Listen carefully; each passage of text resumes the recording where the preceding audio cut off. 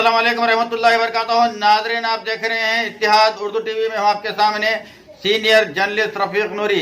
आइए, इत्तिहाद उर्दू टीवी के खबरनामे में आपका खैर मुक़द्दम है। आइए देखते हैं आज के खबरों की तफसीलात।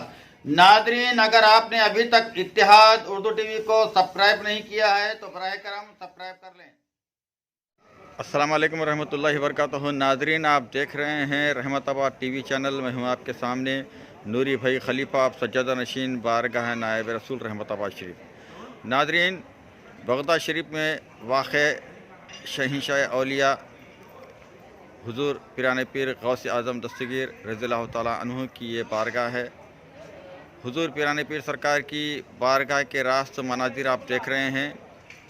अल्हम्दुलिल्लाह, आज मुझे हुज़ूर गौस पाक रज़ियल्लाहु ताला अन्हु की बारगाह में ज़ियारत का, ख़दम बसी का शर्फ़ हासिल हुआ है।